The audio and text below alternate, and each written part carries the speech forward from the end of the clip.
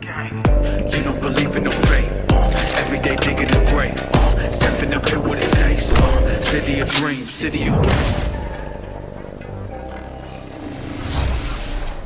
Hello and welcome to Night City Wire Episode 3, the show from us at CD Projekt Red where we talk about all things Cyberpunk 2077.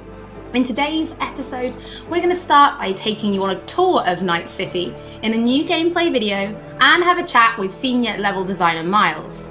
Then we're going to introduce you to the gangs of Night City in another new gameplay video and have a chat with Mateusz from our quest team. Then before we finish today's episode, we're going to give you a look at some of the incredible finalists in our PC case modding contest. And we have some information that PC players have been waiting to hear. So let's get started. It's time to take you on a tour of Night City.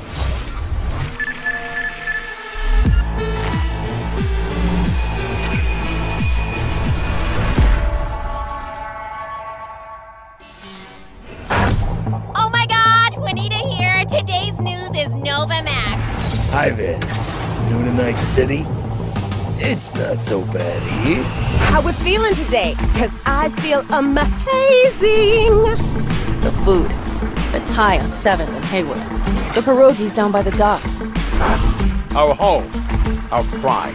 And as always, your business is my business. And this is your World News Update.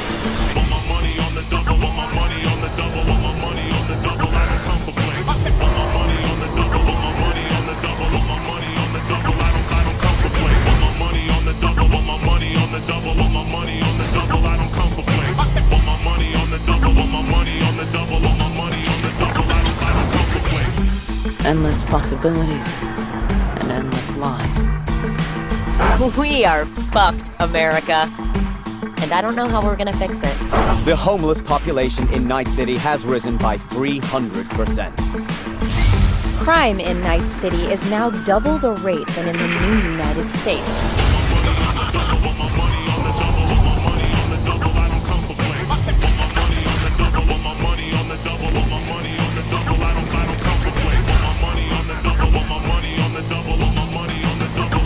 You want to be some kind of hero? That's a fight this city won't let you win. On your own, you're fucked.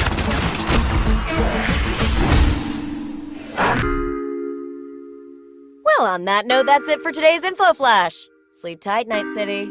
The grass ain't greener anywhere else. Night City. What does it mean to you? How well do you know its history? Who was Richard Knight? How many stations are in the NCART system? Which city district boasts the best burrito in town? The answers to these questions and more can be found at the address at the bottom of your screen. Check it out and fall in love with Night City all over again. She pulls my trigger, got me up alright. It's a danger play here in Night City.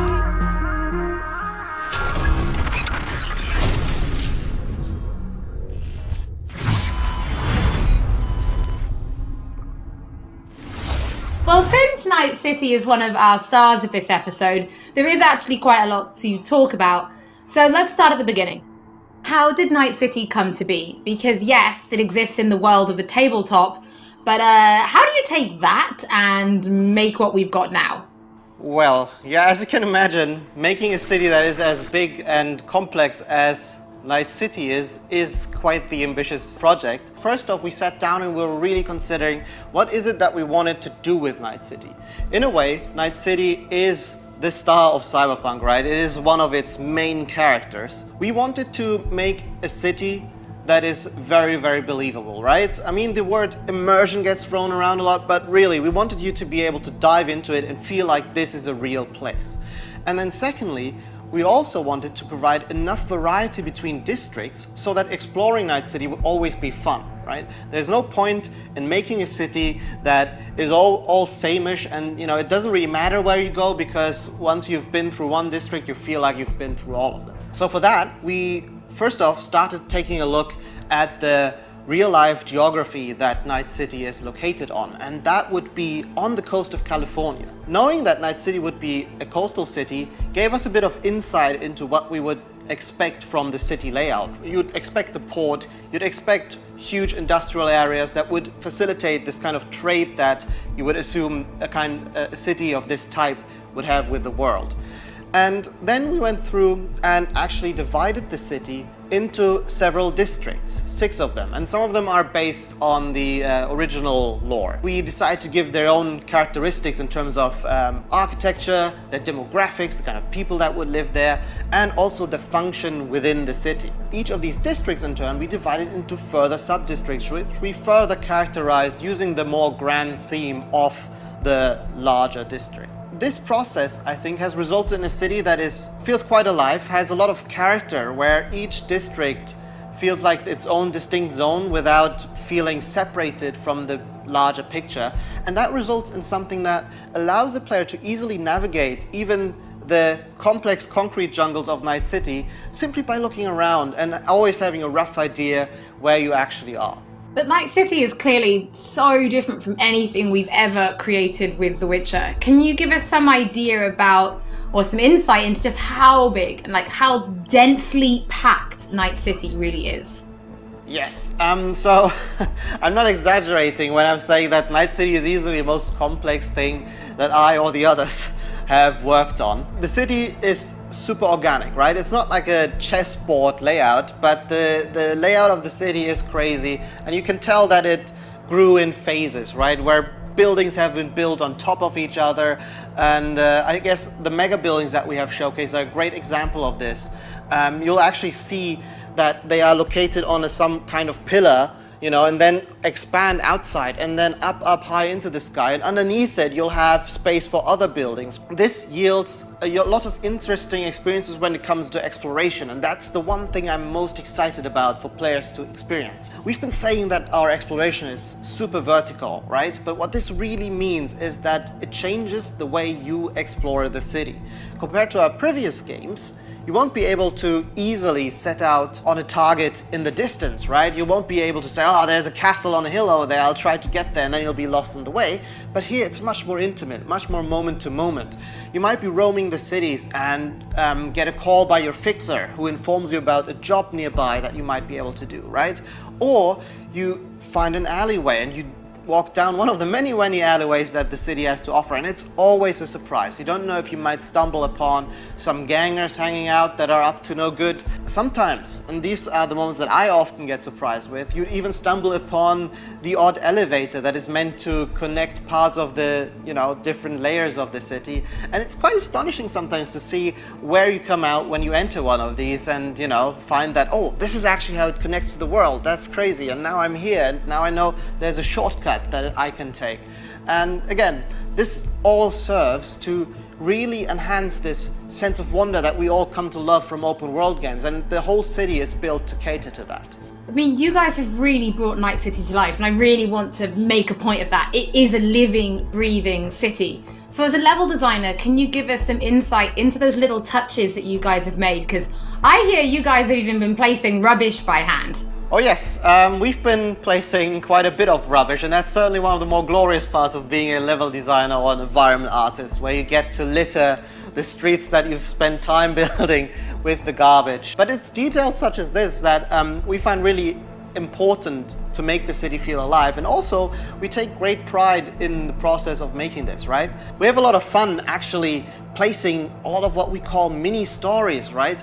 These are little encounters that you can find when you simply walk along the streets. Of course, we have huge quests, right? Side quests, we have lots of side activities that you can do, but it always is nice to just kinda stop down for a minute and take a look at your surroundings that we have so lovingly created, and try to see if there maybe isn't something that you can be a little detective for. Now, one other thing that I think is really, really cool is also the fact that we have actually named every single street in the city.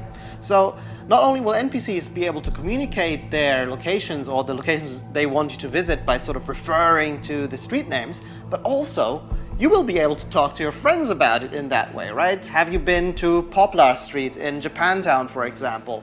And I think this is a small detail, but the philosophy that we have with these kind of things is that, you know, many small things contribute to the sum of it, which is hopefully then you being able to explore a city that you feel is truly alive and that you haven't been experiencing before. Well, Miles, thank you so much for giving us your insight. I suppose when the game launches, you could be an official Night City tour guide instead, right? I might be, yeah. You know, if this game dev thing doesn't work out for me, I might retire and become a tour guide in Night City. Don't forget that if you are tuning in late or if you just want to watch anything again, we will be uploading everything to our channels soon. Now, from the 6th Street to the Valentinos, it's time to introduce you to the gangs of Night City.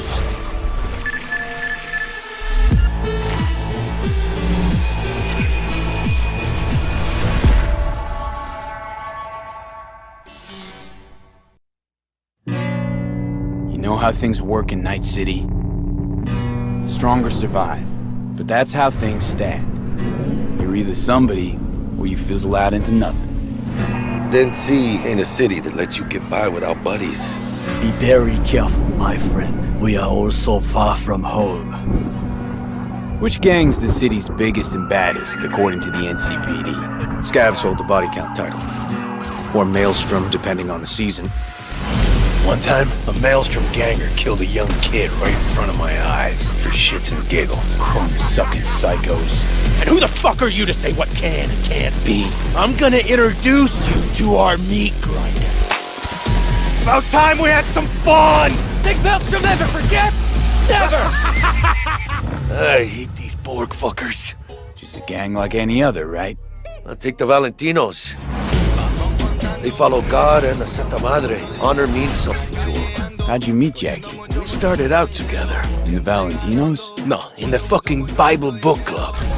I gotta give style points to the Valentinos. They have a punishment for every occasion. Gangster life, puto! Quick shout out to everyone in Haywood and Santo Domingo. Lately, the Valentinos and 6th Street have had a bigger bone to pick. 6th Street. Why'd they want to wipe you? I can't fucking stand Tinos. Fucking suck! I've dealt with 6th Street before. We do the run, they'll transfer the cred. Come on, let's go before 6th Street shows up. Shot! Any more Second Amendment fans in the house, huh? Hate those bastards. Vomit lofty patriotic bullshit all day. Time to bring on the future. Any idea how many attacks from behind the Black Wall we neutralized? If the Voodoo Boys breach the Black Wall, we'll all be fucked. Voodoo Boys? Urban myth, I thought. Just net runners spooking each other. No such gang. You know, I heard a few things about you. The Voodoo Boys, best runners in town. You do not steal from the Voodoo Boys. I see you, always. For them, Pacifica's just Haiti 2.0. Their own island, cut off from the rest of the city. This is our turf, our home. Until last week, the animals crawled in. Animals are the craziest fucking gang in the city. Breaker Star! Animals aren't the play here, are they? They're hired muscle. Someone else needed them. I fucked you over, you fucked the gang over. Somewhere at the start of the story, somebody fucked the corp. See how this works now? My husband's new Westbrook. Very high in the tiger claws. They did what made the best eddies. Sold sex and black market tech. See a lot of tigers. They run this place. Know what else they do well? Break the knees of people who ask questions. We gotta do something! Shut the fuck up! The tigers will kill us. Come on, baby. Tiger claws killed one girl too many, so people took matters into their own hands. Folk went ballistic. Girls, pimps, outcasts, the whole freak show. It's how the Mox got started. Think you're some kind of gangoon now, huh? Us Moxes have each other's back. We look out for one another. You looking for some company tonight? How'd you hook up with the Mox? I thought Susie and the gang could really change something in this city. Moxes and nomads don't seem so different. Both seem to yammer a lot about community, solidarity. Tell me about the Badlands. Not much going on out here, huh? Au contraire. This is an ecosystem. Nomads, wrapped in Shiv, corporations, and drifters, they form a complete whole. Remove one part, the delicate balance topples. Here in the Aldecaldos, it all stays in the family. Classic dilemma. What comes first? Family or the outside world? This family will go to hell and back. Everyone in this city lives in their own bubble, and either you fly high or sink into quicksand.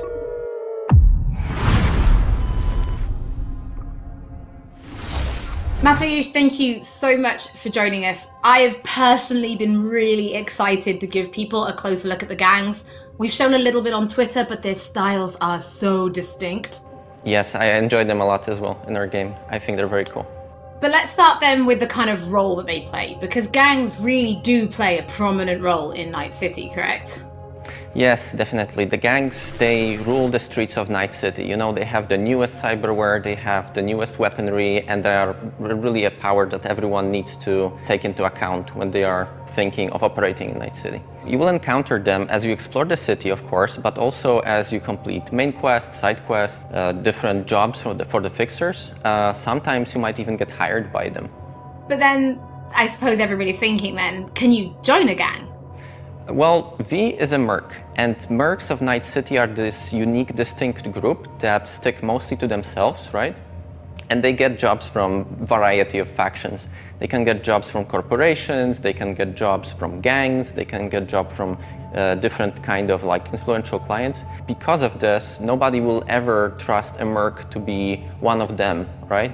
And the gangs are no exception here. They are looking only for like people that they know will be loyal to them, right? And that they will fight for their cause all of the time, not just some of the times when it's profitable to them. So because of this, V will mostly stick to the afterlife. And the afterlife are this group of mercs, this legendary group of mercenaries in Night City. They get the best jobs, they get the most money, the best clients, and so on. So if you want to become a legend in Night City, you are going to the afterlife. So we've obviously mentioned distinct style then, so does that mean there are kind of special gang-themed weapons and items and clothing for players to find and use? Yes, definitely. There are different vehicles that you can drive, for example. There are cars, there are motorbikes. Then, of course, there are different pieces of clothing themed after gangs. There are weapons and so on. So yeah, definitely there are things to look forward to. I suppose as somebody who's spent as much time as you have kind of getting to know the gangs, I have to ask, which is your favorite and why? So I would have to say probably Maelstrom, simply because they have this unique, distinct feel and this weird aesthetic about them. So the idea about Maelstrom is they are people who want to cross the boundary between the machine and human, right? They are changing so much of their body with cyberware that they no longer look human, really. On top of that, they are also very unpredictable. It's very difficult to say what they will do at any point when you meet them. At one moment, they can be shaking hands with you, and at the other moment, you know, they will pull gun out on you, and they bring in this element of chaos into the game, which I really enjoy personally. Oh, Matty, thank you so much for joining us. It's always interesting to learn what your favorite gang is. I think it kind of tells me a little bit about you. Oh, does it? What does it say about me? Well, we'll talk about that later. But for now, before we wrap up today's episode, we asked people to show us their creativity and design a PC case mod, Cyberpunk style. Our panel of judges selected 5 finalists and we teamed them up with professional case modders to bring their concept to reality.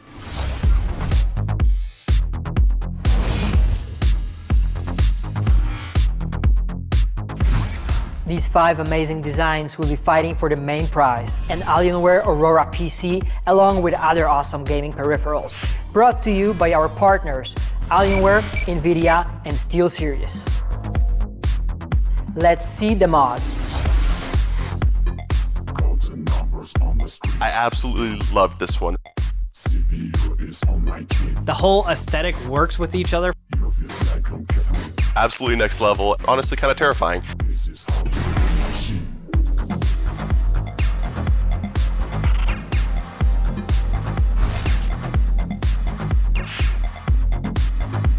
Exactly the type of thing I would expect to find at a trade show. It really looks like it could have come straight out of the game.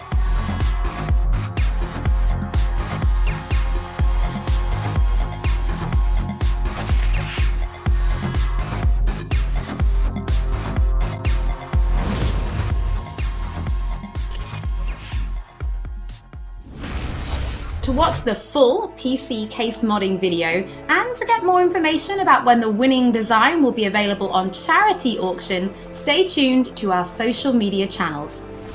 Looking at those PC case mods, it reminds me that we do have one more thing to reveal.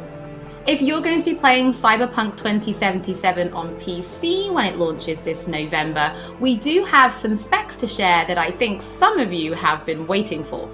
The minimum system requirements for Cyberpunk are a Windows 7 or 10 PC, an Intel Core i5 3570K or AMD FX 8310, 8 GB of RAM, and an NVIDIA GeForce GTX 780 or an AMD Radeon RX 470. In the storage department, the game will take up roughly 70 gigs of space, and although it will run off a HDD, we do recommend an SSD. As for the recommended specs, you're in the green if you're rocking Windows 10, an Intel Core i7 4790 or AMD Ryzen 3 3200G. 12 gigs of RAM, and an NVIDIA GeForce GTX 1060 or AMD Radeon R9 Fury. Thank you so much for joining us for episode 3 of Night City Wire. Don't forget that if you've missed anything or if you just want to watch again, we will be uploading everything to our channels shortly, and we will be back soon with episode 4.